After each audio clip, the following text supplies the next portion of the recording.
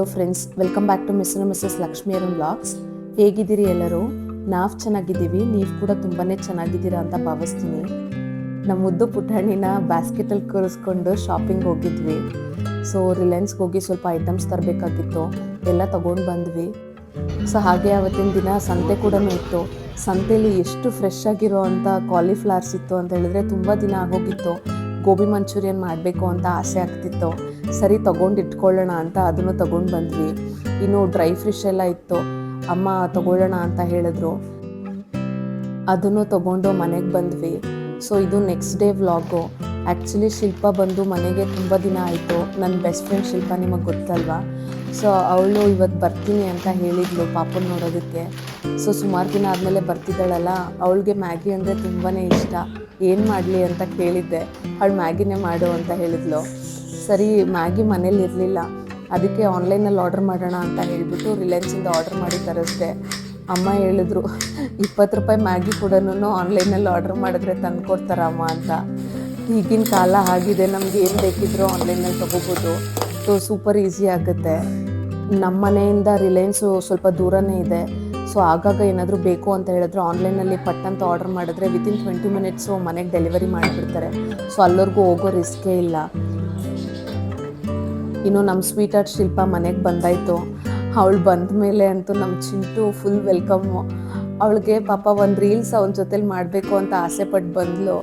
ಅವನು ಒಳ್ಳೆ ಚೇಷ್ಟೆ ಮಾಡ್ತಾನೆ ಇರ್ತಾನೆ, ಸೈಲೆಂಟಾಗೇ ಇರಲ್ಲ ಅಂತಾನೆ. ಪಾಪ ಅವಳ ಆಸೆ ಹೋಗೋವರೆಗೂ ನೆರವೇರಲೇ ಇಲ್ಲ. ಅವಳು ಮನೆಗೆ ಬಂದರೆ ಏನೋ ಒಂಥರ ಖುಷಿ ಆಗುತ್ತೆ ನನಗೆ. ಅವಳಿಗೋಸ್ಕರ ಕುಕ್ ಮಾಡೋದು ಮತ್ತು ಅವಳ ಜೊತೇಲಿ ಮಾತಾಡ್ತಾ ಕೂತ್ಕೊಳ್ಳೋದು, ಬೆಸ್ಟ್ ಫ್ರೆಂಡ್ಸ್ ಜೊತೆ ಆ ಥರ ಎಲ್ಲ ಟೈಮ್ ಸ್ಪೆಂಡ್ ಮಾಡೋದು ತುಂಬ ಚೆನ್ನಾಗಿ ಅನಿಸುತ್ತೆ ಅಲ್ವಾ?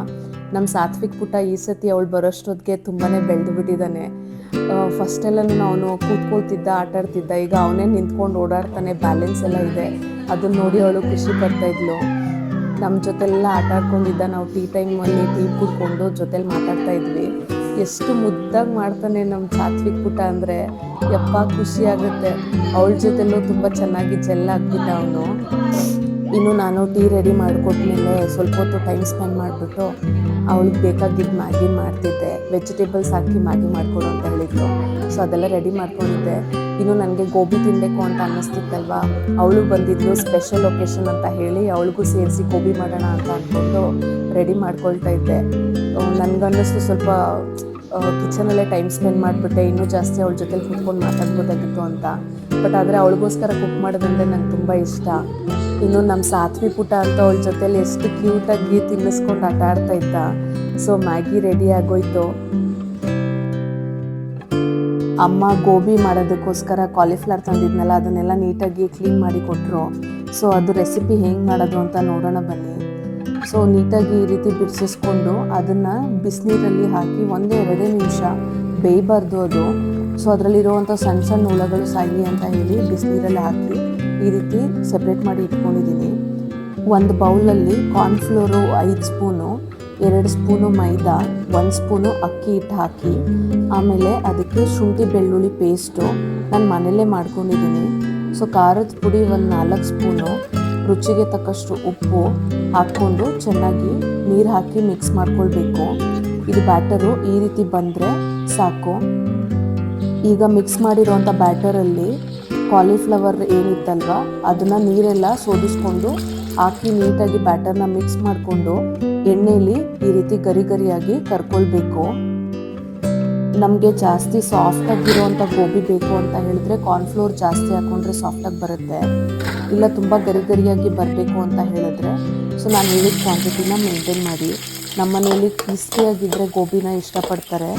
ಸೊ ಈ ರೀತಿ ಗೋಲ್ಡನ್ ಫ್ರೈ ಆದಮೇಲೆ ಸಾಸ್ನ ರೆಡಿ ಮಾಡ್ಕೊಳ್ಳೋದು ಹೇಗೆ ಅಂದರೆ, ಒಂದು ಪ್ಯಾನಲ್ಲಿ ಎಣ್ಣೆ ಹಾಕಿ ಸಣ್ಣ ಸಣ್ಣದಾಗಿ ಹೆಚ್ಕೊಂಡಿರೋವಂಥ ಬೆಳ್ಳುಳ್ಳಿ, ಕ್ಯಾಪ್ಸಿಕಮ್ ಹಾಕಿ, red chilli sauce 1 spoon, green chilli sauce 1 spoon, soya sauce 1 spoon ಮತ್ತು 3-4 ಸ್ಪೂನು ಟೊಮೆಟೊ ಸಾಸ್ ಹಾಕ್ಕೊಂಡು ಅದಕ್ಕೆ ಸ್ವಲ್ಪ ಪೆಪ್ಪರ್ ಪೌಡರು, 1-2 ಚಿಟಿಕೆ ಉಪ್ಪು, ಆಮೇಲೆ 1-2 ಚಿಟಿಕೆ ಶುಗರ್ ಹಾಕ್ಕೊಂಡು ನೀಟಾಗಿ ಮಿಕ್ಸ್ ಮಾಡ್ಕೊಳ್ಬೇಕು. ಈಗ ಇದಕ್ಕೆ ಕಾರ್ನ್ಫ್ಲೋರ್ 1 ಸ್ಪೂನ್ ಹಾಕ್ಕೊಂಡು ಅದಕ್ಕೆ ಸ್ವಲ್ಪ ನೀರು ಹಾಕಿ ಮಿಕ್ಸ್ ಮಾಡಿ ಇದರಲ್ಲಿ ಮಿಕ್ಸ್ ಮಾಡಿದ್ರೆ ಅದು ಸ್ವಲ್ಪ ತಿಕ್ಕಾಗಿರುವಂಥ ಗ್ರೇವಿ ಟೈಪ್ ಕೊಡುತ್ತೆ. ಸೊ ಇದಕ್ಕೆ ಈಗ ನಾವು ಆಲ್ರೆಡಿ ಕರ್ದಿಟ್ಕೊಂಡಿರೋವಂಥ ಕಾಲಿಫ್ಲವರ್ನ ಮಿಕ್ಸ್ ಮಾಡಿಕೊಂಡ್ರೆ ಆಯಿತು. ತುಂಬಾ ಚೆನ್ನಾಗಿರೋವಂಥ ರೆಸ್ಟೋರೆಂಟ್ ಸ್ಟೈಲಲ್ಲಿ ಗೋಬಿ ಮಂಚೂರಿಯನ್ನು ರೆಡಿ ಆಗಿಬಿಡುತ್ತೆ. ನನಗಂತೂ ತುಂಬ ದಿವಸದಿಂದ ಇದು ಕ್ರೇವ್ ಆಗ್ತಿತ್ತು. ಹೊರಗಡೆ ಹೋಗಿ ತಿನ್ನೋಣ ಅಂದರೆ ಸ್ಟ್ರೀಟ್ ಸ್ಟೈಲಲ್ಲಿ ಅಲ್ಲಿ ಹೈಜಿನಿಕ್ ಆಗಿರಲ್ಲ ಅಂತ, ಮತ್ತು ಹೋಟೆಲಲ್ಲಿ ಹೋಗಿ ತಿನ್ನೋಣ ಅಂದರೆ ಕ್ವಾಂಟಿಟಿ ಸಾಕಾಗೋದಿಲ್ಲ. ಸರಿ ಮನೆಯಲ್ಲೇ ನಮಗೆ ಬರುತ್ತಲ್ಲ ಮಾಡ್ಕೊಂಡು ತಿನ್ನೋಣ ಅಂತ ಹೇಳಿ ಅಂದ್ಕೊಂಡೆ. ಸೊ ಸುಮಾರು ತಿಂಗಳಾಗೋಗ್ಬಿಟ್ಟಿತ್ತು. ಮನೇಲಿ ಈ ಥರ ಮಾಡಿದ್ರೆ ಎಲ್ಲರೂ ಚೆನ್ನಾಗಿ ತಿನ್ಬೋದು. ಮತ್ತು ಇನ್ನೊಂದು ಏನಂತ ಹೇಳಿದ್ರೆ ಆ ಗೋಬಿ ಜಸ್ಟು 30 ರೂಪೀಸು 35 ರೂಪೀಸ್ಗೆಲ್ಲ ಸಿಕ್ಬಿಡುತ್ತೆ. ಒಂದು ಗೋಬಿಯಲ್ಲಿ ಇಷ್ಟೊಂದು ಗೋಬಿ ಮಂಚೂರಿಯನ್ ಆಗಿತ್ತು. ಸೊ ಒಂದು ಹೂಕೋಸಿದ್ರೆ ಸಾಕು 4 ಜನ ತಿನ್ನೋ ಅಷ್ಟು 4 ಪ್ಲೇಟ್ಸ್ ಆಗಿತ್ತು. ನಾನಿಲ್ಲಿ ಯಾವುದೇ ಫುಡ್ ಕಲರು ಏನೂ ಯೂಸ್ ಮಾಡಿರಲಿಲ್ಲ. ಸಖತ್ ಯಮ್ಮಿಯಾಗಿ ಬಂದಿತ್ತು. ಅವಳಿಗೆ ಕೊಟ್ಟರೆ ಯಾವ ಥರ ರಿಯಾಕ್ಷನ್ ಕೊಡ್ತಾಳೆ ನೋಡೋಣ ಅಂತ ಅಂದ್ಕೊಂಡೆ. ಅವಳು ಫಸ್ಟ್ ರಿಯಾಕ್ಷನ್ನೇ ಅಯ್ಯೋ ಇಷ್ಟೊಂದು ಅಂತ ಅಂದ್ಲು. ಬಟ್ ತಿಂದ್ಬಿಟ್ಟು ಎಲ್ಲರೂ ತುಂಬ ಚೆನ್ನಾಗಿದೆ ಅಂತ ಅಂದರು. ಖುಷಿ ಆಯಿತು.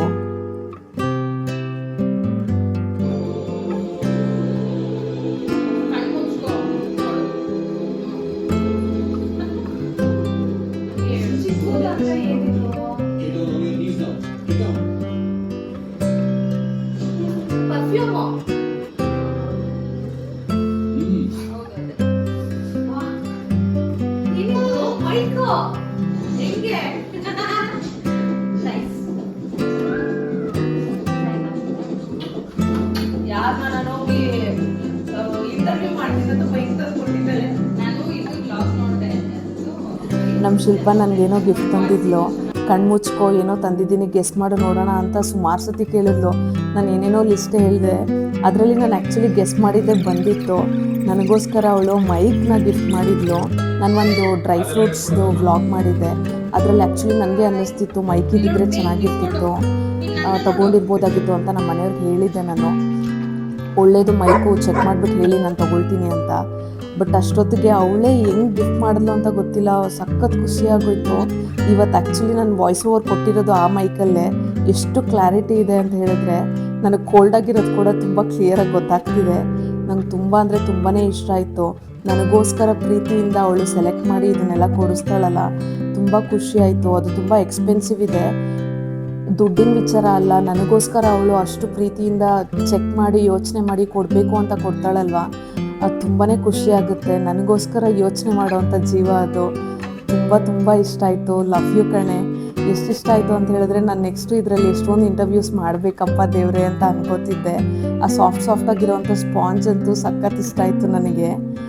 ನಮಗೋಸ್ಕರ ಯೋಚನೆ ಮಾಡೋವಂಥ, ಪ್ರೀತಿ ಮಾಡೋವಂಥ ನಿಷ್ಕಲ್ಮಶ ಗೆಳತಿ ಸಿಕ್ಕಿದ್ರೆ ಎಷ್ಟು ಚೆನ್ನಾಗಿರುತ್ತೆ ಅಲ್ವಾ. ನಾನು ತುಂಬ ಲಕ್ಕಿ.